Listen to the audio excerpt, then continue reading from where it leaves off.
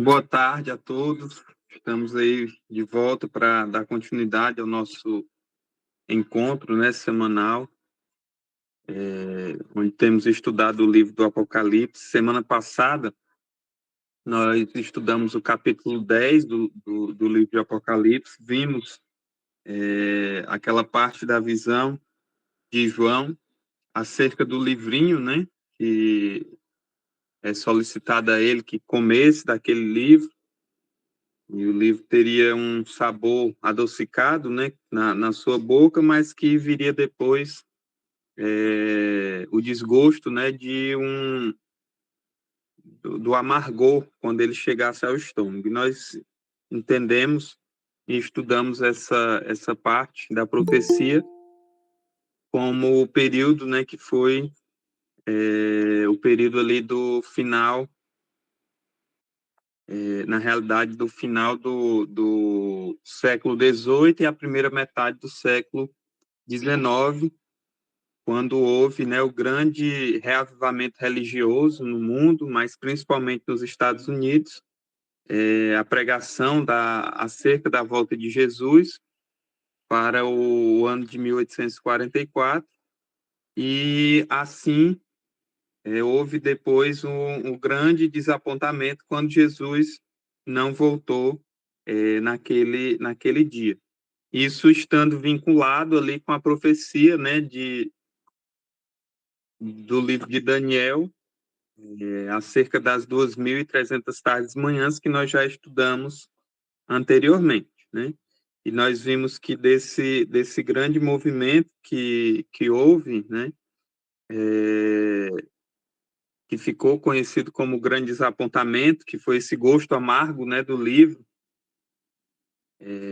que é relatado por João, houve ainda uma orientação da parte de Deus que ainda era necessário que houvesse um trabalho, né? No final do capítulo, ele é dito para João que ele ainda deveria profetizar a respeito, né? Ou para muitas nações, povos e línguas, né?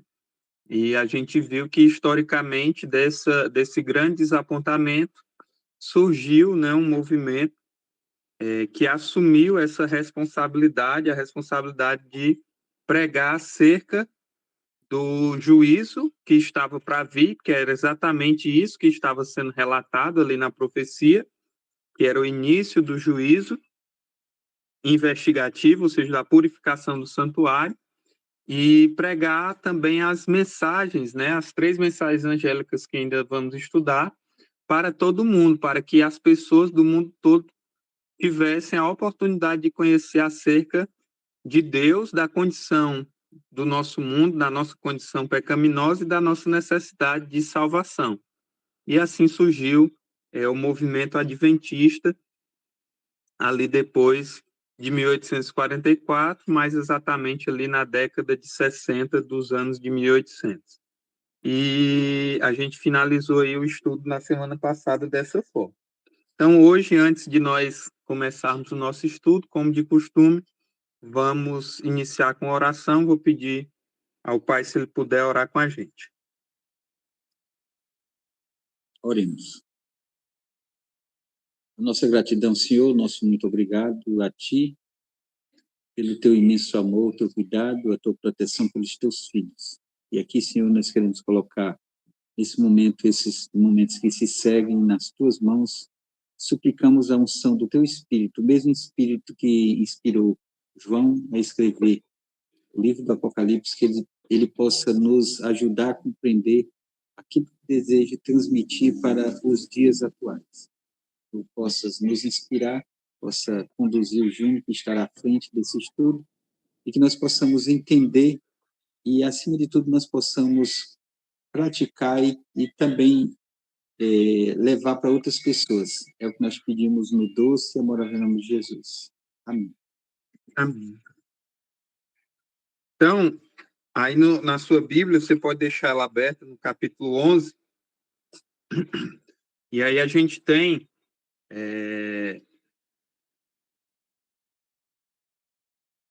um relato, né, que é a continuidade do que nós estávamos estudando. para a gente poder se situar, né, no tempo, nós temos aqui a sequência das 7 trombetas, né, que nós já estudamos, que são juízos, né, da parte de Deus, juízos esses que foram acontecendo no decorrer da história, até nós chegarmos aí a essa fase, né, do período ali do século XVIII e do século XIX, que nós estudamos na semana passada também. E no capítulo 11, nós temos aqui o relato do que é conhecido como das duas testemunhas, né? Esses dias eu estava, não sei o que foi que eu vi, mas eu vi uma foto de uma novela, né, da Record, acho que é Apocalipse, o nome da novela, né? Acho que ficou bem conhecida dentro dessa leva aí de novelas da Record acerca de assuntos bíblicos, né? Eles fizeram aquelas novelas sobre Salomão, sobre Davi, sobre Esté, vários personagens bíblicos, e eles aproveitaram e fizeram também essa novela sobre o Apocalipse. É muito interessante que a visão que eles colocam dentro, né, a visão teológica, a base de interpretação que eles utilizam nessa novela, ela é bem distinta do que a Bíblia ensina, né? É uma visão diferente do que nós temos estudado. Se você tiver curiosidade, você pode ver depois sobre isso. Mas o que nós temos visto, né, desde quando nós começamos a estudar profecias com o livro de Daniel e aqui principalmente no livro de Apocalipse, nós nos preocupamos muito com deixar claro a forma correta de se interpretar as profecias bíblicas, que é através do método histórico, né, historicista ou histórico bíblico. Sempre fazendo essa relação da Bíblia, da profecia, com o desenrolar da história. E essa novela, ela faz uma mistura, né? É muito interessante que ela faz uma mistura. Quando encaixa de ser necessária ali uma visão histórica, aí eles interpretam de forma histórica. Mas quando é melhor ser uma visão futurista, aí eles encaixam a visão futurista. Quando é melhor ser uma visão alegórica, aí eles encaixam a visão alegórica. Aí vira aquela coxa, né, de retalhos que não faz muito sentido, né? Vira aquela misturada que não faz sentido, que não se encaixa com o que o texto bíblico está nos ensinando. E aí, falando nisso, né, essa foto que eu vi era acerca dessas duas testemunhas, né? Eles interpretam, né, eles colocam essas duas testemunhas aqui do capítulo 11 de Apocalipse como duas pessoas, né? Como duas pessoas, dois mártires, né? Que fazem parte do povo de Deus, mas que são perseguidos, né? E que acabam sendo mortos, e a morte dessas duas testemunhas gera uma revolta, né? E dentro do contexto lá, gera também uma ascensão, né, do anticristo. E é muito interessante porque essa visão ela não se encaixa com o que a Bíblia nos ensina, né? A Bíblia ela vai nos mostrar, como nós vamos estudar hoje, que essas duas testemunhas não tem a ver com duas pessoas específicas que vão aparecer. Pelo contrário, né? Elas têm a ver com algo que é o nosso objeto de estudo desde o começo, que é a Bíblia. Nós vamos ver aqui. O contexto aqui do capítulo 11 é o mesmo que a gente já vinha estudando no capítulo 10. Capítulo 10 e 11, eles são um parênteses que se abre entre a sexta e a sétima trombeta, como nós já vimos. Mas em período de tempo, né, o capítulo 10 e o capítulo 11 englobam ali o final do século XVIII e o século XIX em diante, certo? E englobam aqui também alguns tempos proféticos bem interessantes, como nós já vimos semana passada. Engloba aqui o final das 2.300 tardes e manhãs de Daniel, e também está inserido aqui o período dos 1.260 anos, né, de supremacia papal, como nós vamos estudar a partir de agora. Então, tudo isso é interessante a gente falar e relembrar, porque a Bíblia, um dos princípios bíblicos de estudo da Bíblia, de interpretação da Bíblia, é que a Bíblia interprete-se a si mesma. Ou seja, você pega uma parte da Bíblia de um ponto para entender outra parte em outro ponto, né? Como o profeta Isaías fala, um pouco aqui e um pouco ali, da própria Bíblia, né? Evitando-se buscar fontes externas, né? Principalmente fontes humanas externas que não foram inspiradas. A gente deve buscar aquilo que foi inspirado, que é a própria Bíblia, né? E nós vimos isso lá no nosso primeiro estudo, né? Mais de um ano atrás, quando nós estudamos sobre a Bíblia Sagrada. Vimos a importância de estudar a Bíblia dessa forma. Quando você está estudando um assunto, você pega uma parte aqui e outra parte ali dentro da própria Bíblia e deixa que a própria Bíblia se explique. Deixa que a própria Bíblia se faça entender, né?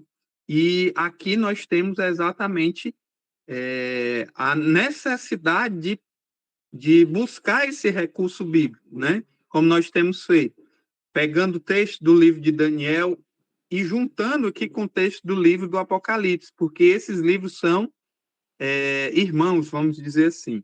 A maior prova disso é o capítulo 10 que nós estudamos semana passada, onde é feita referência direta ao livro de Daniel, quando é dito aqui que havia um livrinho, né, que era esse livrinho, o livro de Daniel, que havia sido selado para o tempo do fim. Chegando no tempo do fim, esse livro foi aberto, foi redescoberto e foi interpretado, e foi visto que aquele período, ali dos anos de 1800, era o período final da profecia das 2.300 tardes e manhãs.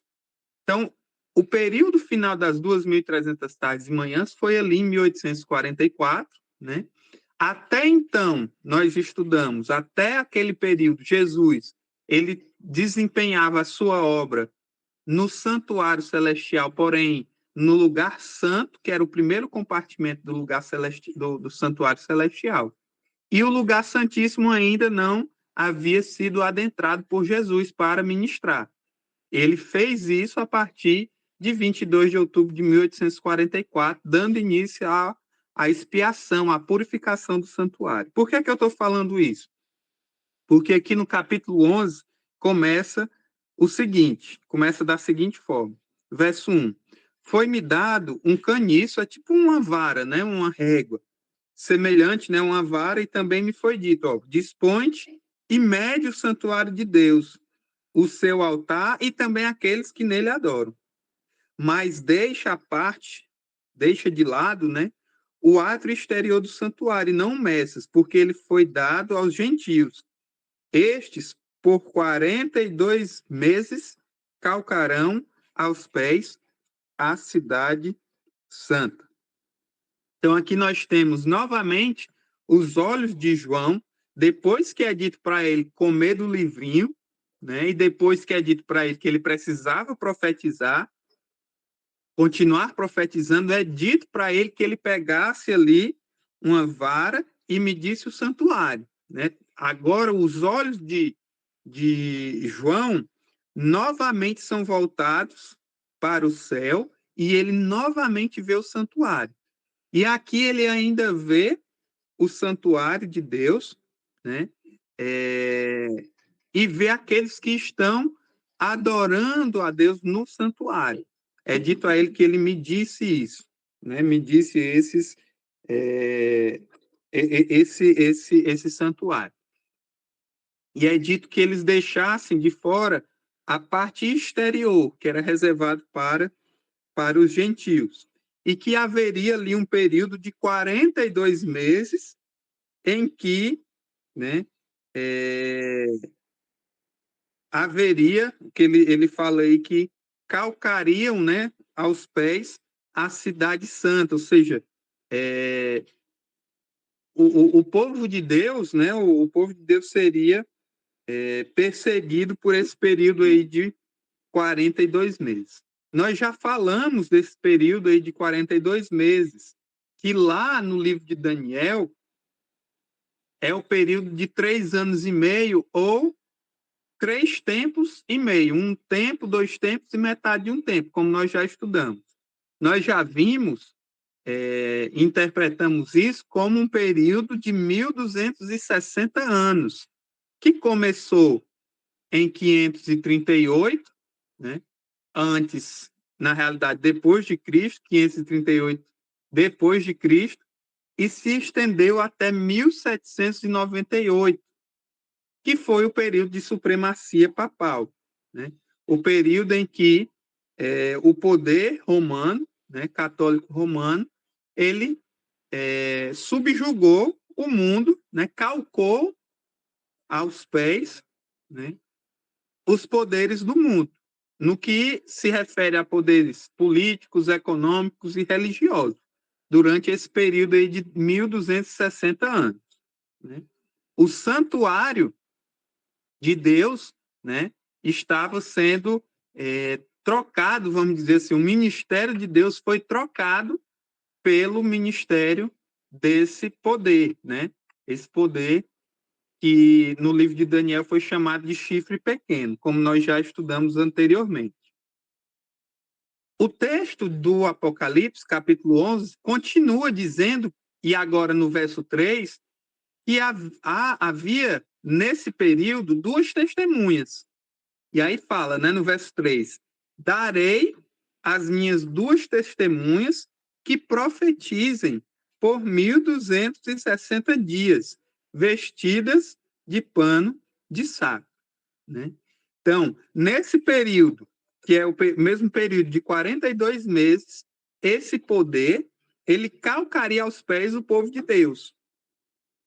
Mas enquanto isso era feito, né, enquanto o poder papal, o poder católico romano, estava calcando aos pés o povo de Deus, né, perseguindo o povo de Deus, jogando a lei de Deus por terra, anulando o ministério de Jesus Cristo, como nós já estudamos, havia 2 testemunhas, né, trabalhando durante esse mesmo período de 1.260 dias, ou, como nós já estudamos, 1.260 anos. E aí você vê que aquela história que eu falei, que essas 2 testemunhas, né, na visão alegórica ali que é trazida na novela, que é dita que são 2 pessoas, não faria sentido algum que essas 2 pessoas sobrevivessem por 1.260 anos, né? Não faria sentido algum que elas, pessoas pudessem viver por tanto tempo, né? Dentro da nossa lógica, né? E a gente vê esse primeiro erro dessa forma de se interpretar. Porém, a Bíblia, ela continua falando aí no verso seguinte, que, deixando claro que não se tratam de pessoas, né? Não se tratam de pessoas, mas de algo maior do que pessoas. Vamos entender, ela continua dizendo a Bíblia no verso 4. São estas as 2 oliveiras e os 2 candeeiros que se acham em pé diante do Senhor da terra. Né? Se acham em pé diante do Senhor da terra. Vamos abrir a nossa Bíblia em Zacarias, capítulo 4, no verso 2 e 3. Pai, pode ler para a gente?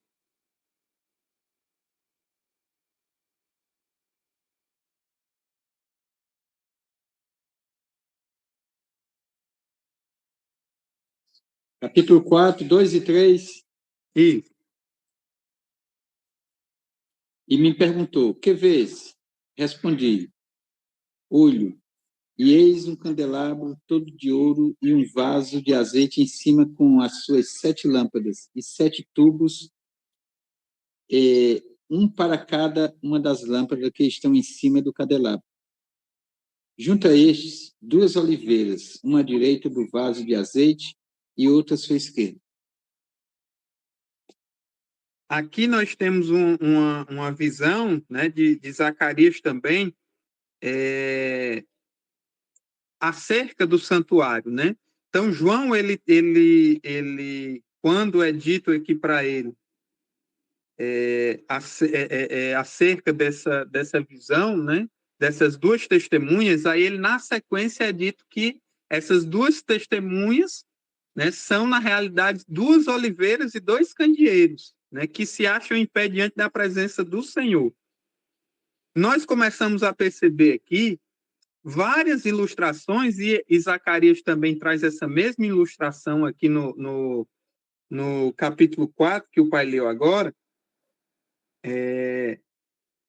ilustrações que diversas vezes são repetidas, né?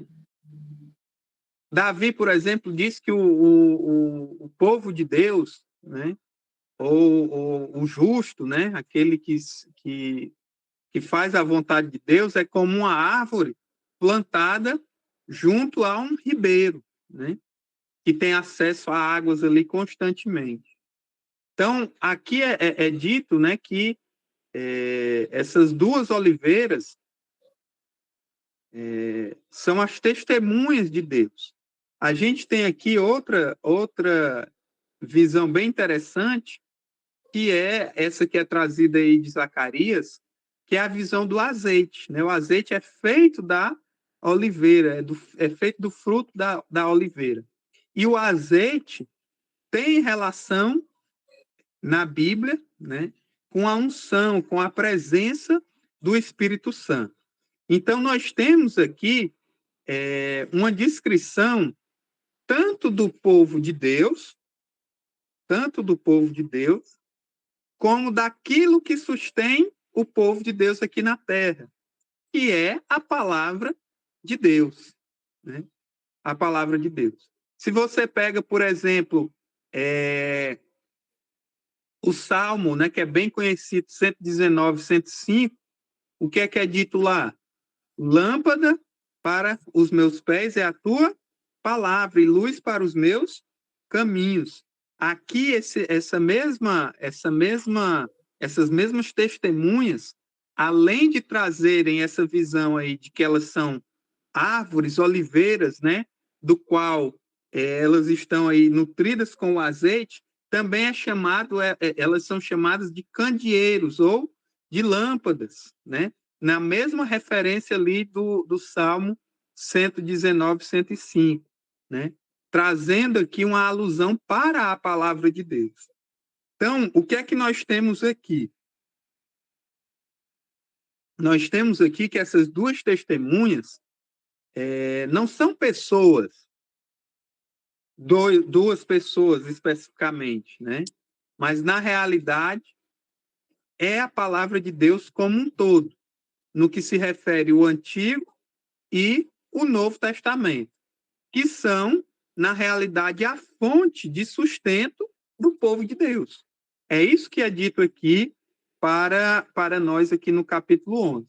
Essas 2 testemunhas são, de forma simplificada, a palavra de Deus, a Bíblia, o Antigo e o Novo Testamento, que foram no passado e até hoje são a fonte, né, de sustento e de força para o povo de Deus. Tudo isso, João, ele relata aqui nesses primeiros versos. Isso é muito interessante, porque a gente vai ver que foi durante esse período de 1260 anos, né, de supremacia papal, que a palavra de Deus ela foi jogada literalmente por terra, né?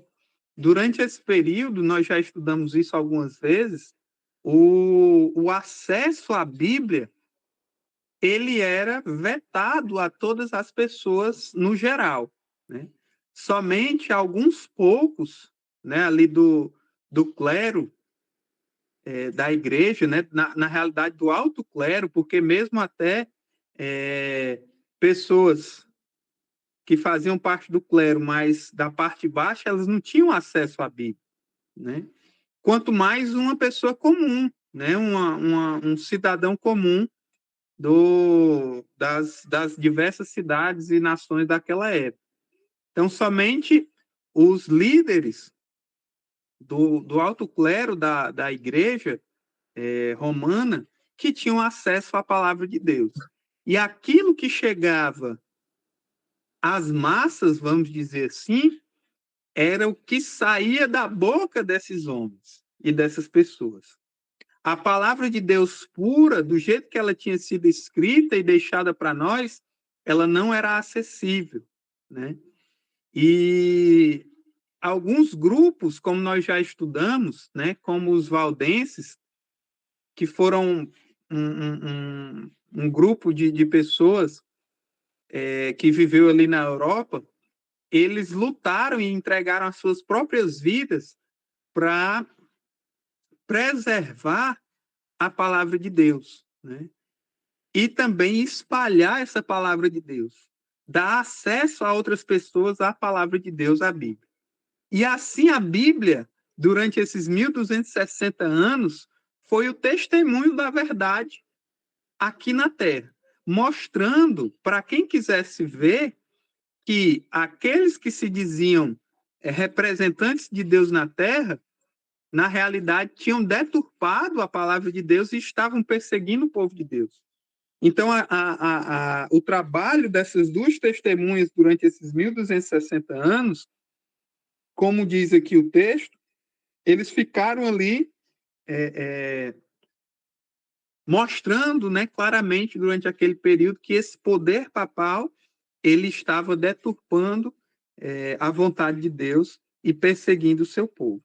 E quem já se interessou um pouco por pesquisar sobre a vida, né, e a história dos valdenses, sabe o quanto esse povo sofreu, né? Quanto esse povo foi perseguido e quantos mártires houveram ali no meio daquele povo.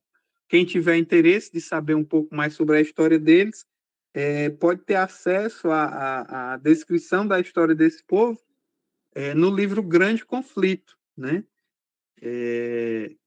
Que é facilmente acessível para quem quiser, inclusive na internet você pode adquirir ou mesmo ler esse livro pela internet, é muito interessante. E você pode pesquisar também pelos valdenses de outras formas, mas eu aconselho o livro Grande Conflito, porque ele faz essa analogia e traz esses relatos bem interessantes acerca do trabalho que esse povo fez em manter viva a palavra de Deus como testemunho durante aquele período. Né? Aqui a gente tem até exemplos, né, de partes, né, da Bíblia que foram preservadas pelos valdenses, tá certo? Então, aí é dito, né, que, olha só como é interessante, né? No verso 6 do capítulo 11 é dito o seguinte, ó, elas têm autoridade, essas testemunhas, né, para fechar o céu, para que não chova durante os dias em que profetizarem. Tem autoridade também sobre as águas, para convertê-las em sangue, bem como para ferir a terra com toda sorte de flagelos, tantas vezes quanto quiserem, né? Quando tiverem, então, concluído o testemunho que devem dar, a besta que surge do abismo pelejará contra elas, e as vencerá e a matará. E o seu cadáver ficará estirado na praça da grande cidade, que é espiritualmente chamada de Sodoma e Egito, onde também o Senhor foi crucificado. Então, muitos dentre os povos, tribos, línguas e nações contemplam os cadáveres das duas testemunhas por 3 dias e meio e não permitem que esses cadáveres sejam sepultados. Então, é muito interessante, né? Porque aí a partir do verso 6 fala da autoridade da Bíblia, né?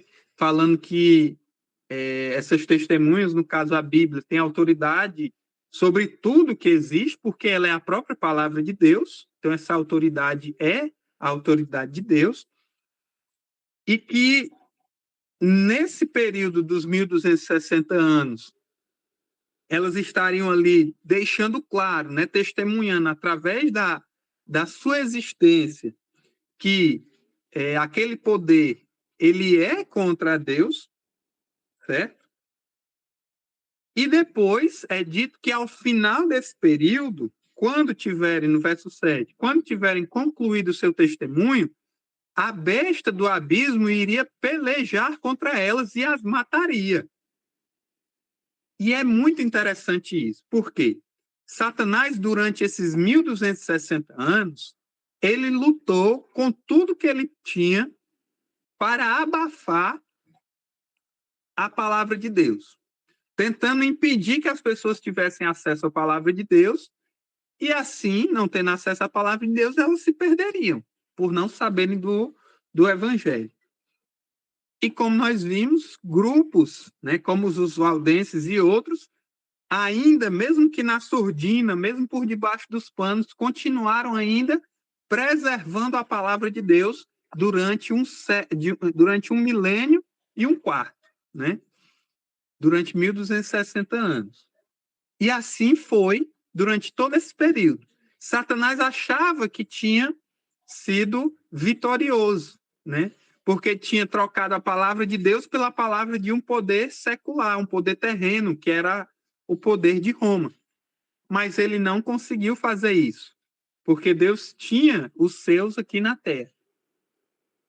Mas é dito que ao final desse período, esse poder do abismo, né, que é Satanás, se levantaria, ia lutar contra a palavra de Deus e a mataria. E o corpo das duas testemunhas, ou seja, a Bíblia, seria exposto por um período de 3 dias e meio, ou seja, 3 anos e meio proféticos.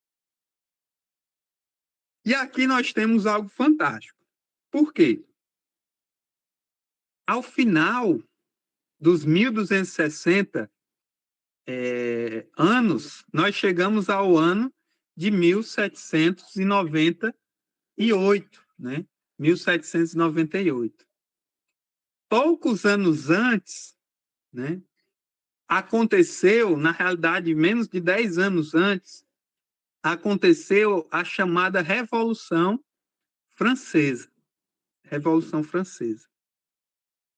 E teve como base, uma das suas ideias básicas, era a inexistência de religião. A inexistência de religião. Foi nesse período, né, em que foi dito que não havia Deus. Pode falar, pai. Não, era só para falar exatamente a respeito desse período, os três dias e meio, né, que é profetizado aí, que essas testemunhas, elas praticamente seriam mortas, né? É só para falar do período em que foi, só abrindo parêntese aí para que possa reforçar o que você estava dizendo. Os 3 anos e meio apontam para o reinado de terror da Revolução Francesa, né? Uhum. Esse período ele começou no dia 26 de novembro de 1793, quando a França, através de um decreto da Assembleia deles, eles decretaram a não existência de Deus, né? Que não existia, e proibiu também a religião.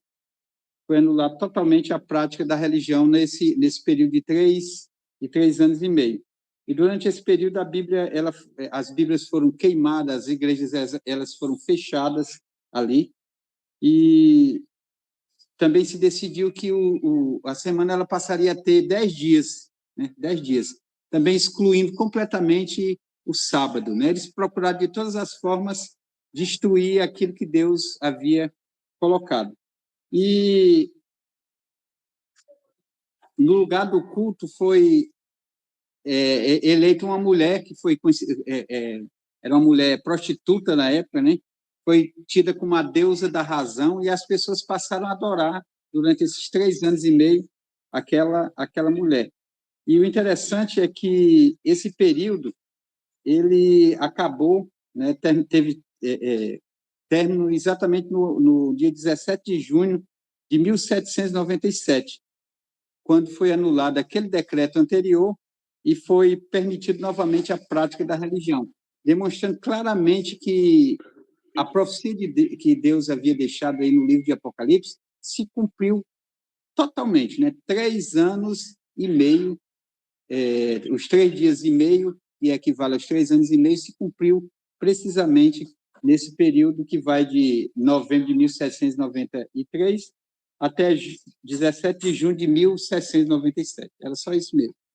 Então, exatamente isso que o pai falou está aqui pontuado, ó, na tela para vocês verem, né?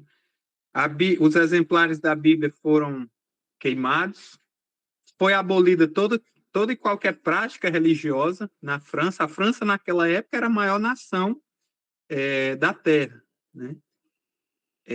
No cunho político, né? E econômico. As igrejas foram fechadas, né? Como o pai falou, todas as manifestações de adoração e culto religioso foram proibidos, né? Questão da semana, que é a semana bíblica, né, de 7 dias, que até os dias de hoje ela existe, porque é o padrão que Deus estabeleceu, foi anulado naquele período. E a cada 10 dias, como o pai falou, as pessoas paravam para um dia de blasfêmia e de orgia, né? Deus ele foi negado em sua existência, foi, como o pai colocou aí, uma mulher foi colocada ali como a deusa da razão, e todo culto religioso foi proibido, né? Esse período durou, como a profecia falou, 3 anos e meio. E sabe o que é interessante? A gente está vendo isso aqui no livro de Apocalipse, mas lá no livro de Daniel, fala sobre isso. Lá no livro de Daniel, nos últimos capítulos, nós não estudamos esses últimos capítulos especificamente quando nós estudamos sobre o livro do Apocalipse, sobre o livro de Daniel, porque eu tinha o intuito de fazer esse comentário agora. Capítulo 11 do livro de Daniel, depois que desenrolado toda a história dos reinos da terra, a divisão do Império de Alexandre, depois a queda de Roma, né, a divisão do Império Romano, das tribos bárbaras e tal, a gente chega no capítulo 11, onde é falado sobre o rei do norte e o rei do sul. E todo o trabalho, né, que foi desenvolvido nas supostas pelejas entre o rei do norte e o rei do sul. As alianças que foram feitas entre o rei do norte e o rei do sul, os casamentos, né, as batalhas jurídicas, as batalhas literais, realmente, né, as guerras que foram travadas e também os acordos que foram travados entre o rei do norte e o rei do sul. O pessoal tem uma interpretação sobre isso que não se encaixa com a Bíblia.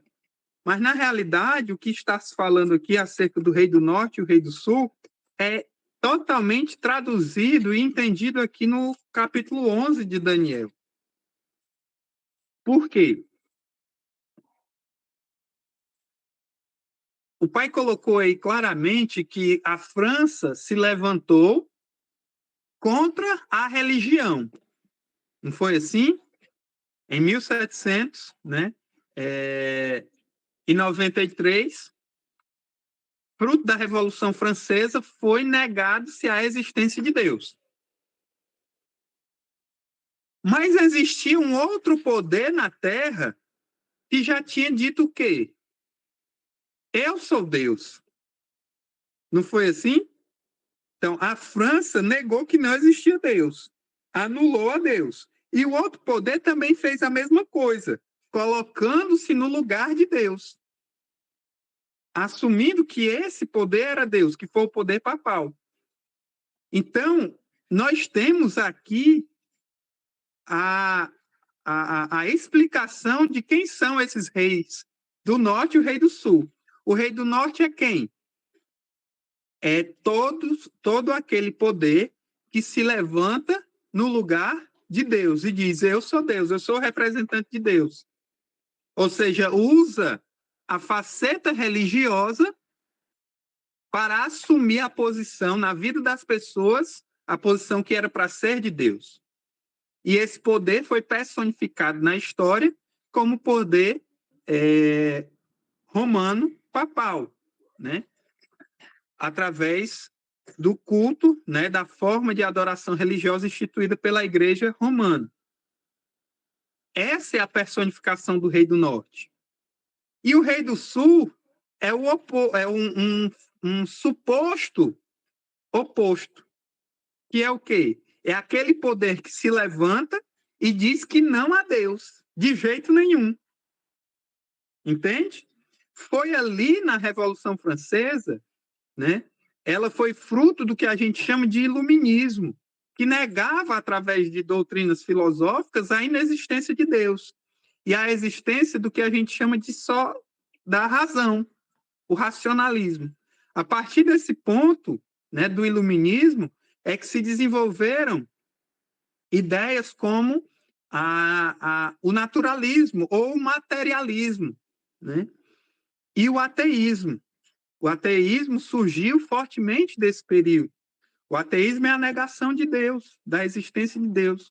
O naturalismo é a ideia de que a natureza, né, por si só, ela se auto-originou, que não precisa de um criador, né, e que existem,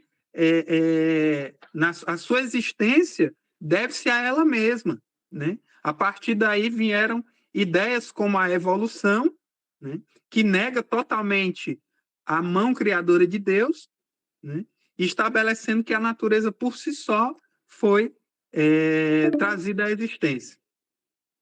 Então, nós temos aqui os dois opostos, o Rei do Norte e o Rei do Sul, que nesse ponto da história parecia que eles estavam travando uma batalha um contra o outro. Por quê? Porque, como fruto da Revolução Francesa, houve a negação de Deus, vem Napoleão Bonaparte e faz o quê? Vai lá e manda prender o Papa. Não é assim, como nós já estudamos? E manda prender o Papa, né? Quebrando ali aquele período de supremacia papal, que foi o período de 1260 anos. Né? E nós vemos que a base disso foi o quê? Foi um poder também contrário a Deus, que foi o poder do Rei do Sul. Tudo isso, né? Estratégias de quem? De Satanás. Para quê? Para que de duas frentes diferentes, a frente norte e a frente sul, houvesse uma luta contra o verdadeiro povo de Deus. Certo? Então, a gente vê que a profecia bíblica ela é muito completa. Hoje em dia, nós vivemos num mundo que é fruto dessas duas posições. É fruto, a nossa sociedade, a nossa cultura, elas são fruto desse embate entre o Rei do Norte e o Rei do Sul. Entre uma visão dita religiosa, porém, tendo como base não a Bíblia, mas os ditames do poder papal, né? Anunciando um dia falso de guarda, que é o domingo, anunciando que o Papa é o representante de Deus na Terra, né? Dizendo que a autoridade divina está sobre ele e que as pessoas devem, como nós vamos estudar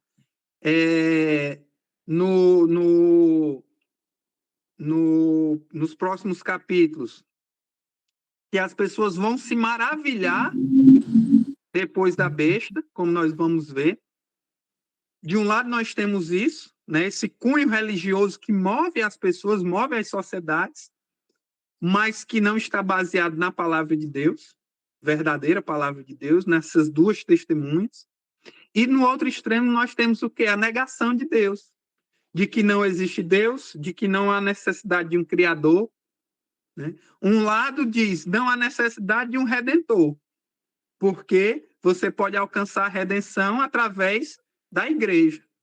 E do outro você tem aquele que nega a própria existência de pecado. Por quê? Porque se não há um Criador, no caso Deus, não há uma criação, não há queda, né? E não há pecado. Então, se não há pecado, não existe necessidade de salvação. Então, nós vivemos nesse mundo, né? Onde tudo que existe, né? As concepções de tudo que existe, nada mais são do que as concepções do Rei do Norte e as concepções do Rei do Sul. Pode falar, pai. Não, é só dizer que a França, como você bem falou, na época, ela era o centro ideológico do mundo, né? E ela influenciou os grandes pensadores que até hoje comandam tudo que nós aprendemos, né? Dali, através de Voltaire, através de vários outros pensadores da França, influenciaram. Para você ter uma ideia, a língua oficial do mundo na época era o francês, né? Todas as pessoas, assim como hoje o inglês domina o mundo, tudo é através do inglês. Na época, a língua que comandava, que dominava, era o francês. E todas as ideologias partiram dali, dos pensadores na França. As pessoas iam para lá para beber dos pensadores da França, exatamente para difundir esses pensamentos pelo mundo. E foi exatamente isso que aconteceu. Olha como o texto bíblico aí é muito claro, ele até descreve exatamente o que aconteceu naqueles períodos de 3 anos e meio. Verso 10 diz assim: os que habitam sobre a terra se alegraram por causa da morte dessas duas testemunhas, e realizarão festas e enviarão presente uns aos outros, porquanto esses dois profetas que atormentaram os que moram na terra. Olha só, foi exatamente o que aconteceu durante aquele período, né? Os povos, por haver, né, essa nova pregação de que não há Deus, se não há Deus, não há pecado, se não há pecado, tudo é permitido, né? Se não há pecado, tudo é permitido. Foi isso que foi instituído, colocado na mente das pessoas naquela época. Por E isso que foi isso que o pai daí. está falando hoje se encaixa com o que nós vemos no mundo. De um lado, nós temos uma falsa religião e do outro lado, nós temos a ideia de que tudo é permitido. Por quê? Porque não há Deus. Se não há Deus, a gente não tem que prestar conta com ninguém, né? O pai queria falar alguma outra Não, é coisa? só dizer que foi daí, dessas ideias, dessa ideologia, que surgiu, né, aquela frase de que a religião seria o ópio, né? O ópio do povo, né? Eu acredito que foi Karl Marx que falou isso, né? Seria o ópio do povo, que deixaria o povo num estado de dormência, né? Uhum. E eles estavam abolindo ali completamente, nesse período, a religião. Exatamente. Então, é muito interessante, né? Quem tiver interesse, esse assunto ele é muito interessante. O assunto do Rei do Norte e do Rei do Sul, que é descrito aqui, e nós vamos ver com mais detalhes isso mais adiante. As estratégias e artimanhas que Satanás ele desenvolveu para perseguir o povo de Deus, para anular a verdade bíblica de diversas frentes, né? Não só através de uma religião falsa, mas também através da negação de Deus, nas mais diversas áreas, educacionais, científicas, filosóficas, inclusive teológicas também. Tudo isso tem a ver com esses pontos aqui levantados. O que é interessante para a gente finalizar é que é dito aí que no verso 11, né, depois dos 3 dias e meio, ou 3 anos e meio, um espírito de vida da parte de Deus penetrou nas duas testemunhas e elas foram erguidas, né? E aqueles que os viram sobreveio grande medo. E as duas testemunhas ouviram grande voz vinda do céu, dizendo-lhes: subam para cá. Né? E subiram ao céu numa nuvem, e os seus inimigos as contemplaram. Né? Naquela hora houve um grande terremoto e ruiu a 10ª parte da cidade. Morreram nesse terremoto 7.000 pessoas, né? Então é muito interessante o que foi que aconteceu após esse período, né? Depois desse período de 3 anos e meio, né?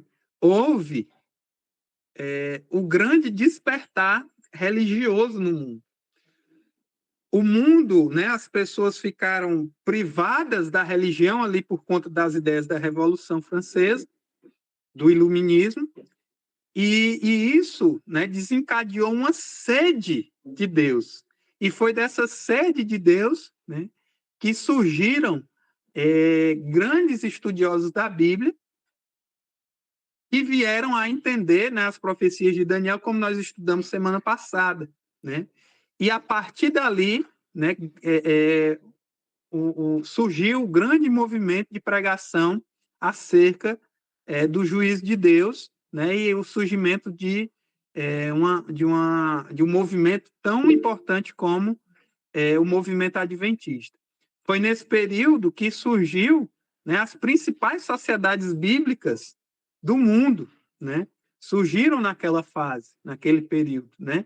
A Sociedade Bíblica Britânica no ano de 1804, a Sociedade Bíblica Americana no ano de 1816, né, que passaram a publicar e distribuir de forma maciça a Bíblia, né, nas línguas mais comuns daquela época. E hoje, né, depois de mais de 2 séculos, nós temos aí a Bíblia já distribuída em praticamente, né, todas as línguas existentes, né, por esse trabalho que foi desenvolvido. Ou seja, a Bíblia, novamente, ela foi alçada aos céus para testemunho a todas as pessoas. Assim como havia sido dito a João, né? Ainda é necessário que profetizes a muitas nações, povos e línguas. Então, é muito interessante, é muito bonito como a gente vê a profecia sendo cumprida diante dos nossos olhos. Quando a gente olha para a história, a gente vê a profecia se encaixando, né? Vê aquilo que Deus mostrou para nós que iria acontecer, acontecendo. E se aconteceu dessa forma, até então, a promessa maior, que é a volta de Jesus Cristo, ela também irá acontecer. E essa é a certeza e a confiança que nós devemos ter, né?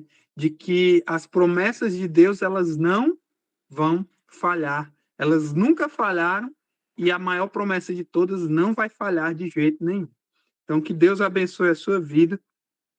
Nos próximos estudos, né, na sequência aqui, nós já vamos entrar numa parte bem interessante, que é quando João tem os seus olhos, né, voltados do lugar santo agora para o lugar santíssimo do santuário.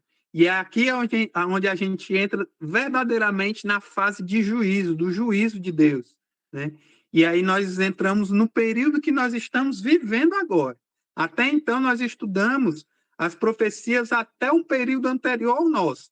A partir de agora nós vamos ver a profecia sendo aplicada para o nosso período de tempo atual. E isso é fantástico, porque nos mostra bem perto de voltar. Deus abençoe a sua vida, você possa estudar essas verdades e também partilhar, né? Para que outras pessoas tenham acesso a esse conteúdo, né? Tenham acesso também a essas mensagens, para que elas possam sair dessas amarras do inimigo e perceber que há luz, né? Luz vinda de Deus para a salvação da vida delas. Que Deus abençoe a sua vida. Eu convido, Dani, se você puder, fazer uma oração para a gente encerrar.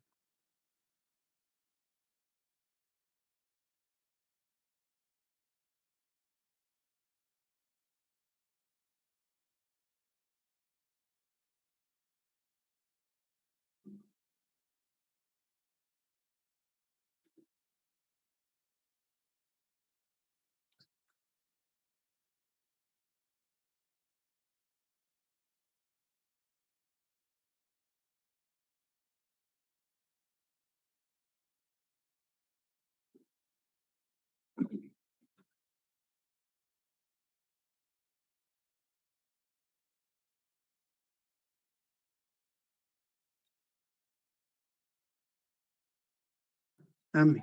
Até semana que vem, pessoal. Um abraço para todos. Um abraço a todos, feliz semana a todos. Até a próxima semana. Até!